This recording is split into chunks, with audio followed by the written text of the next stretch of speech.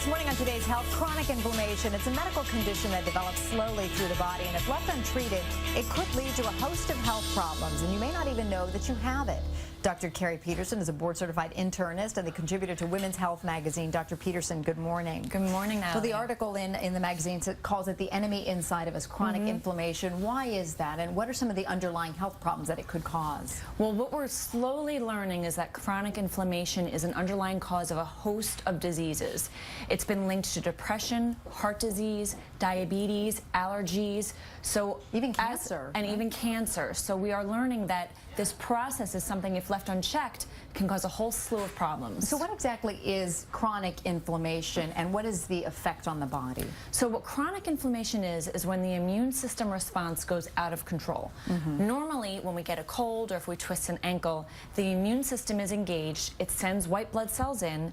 They come and they attack the infection, and we see the characteristic findings. We get pain, we get redness, we get swelling, and then once our body heals, they retreat.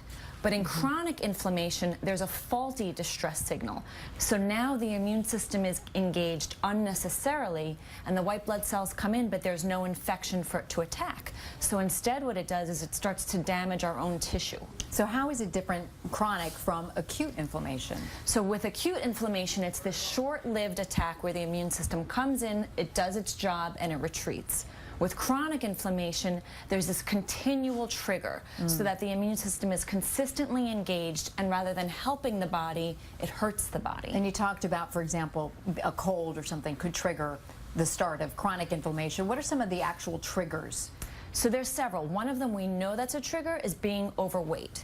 Basically, when your fat cells expand in size when you're too large, this triggers the immune system, and the immune system comes on in there. The white blood cells will inflame the fat cells, and that causes insulin resistance, which is why overweight people are prone to diabetes. It's directly linked to that.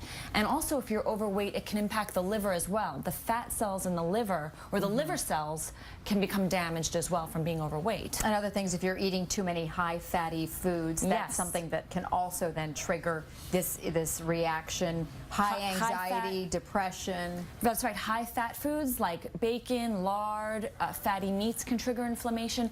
And also a lot of the things in your diet. High sugar foods that have a high glycemic index, like the white carbs, potato chips, pretzels, trigger it.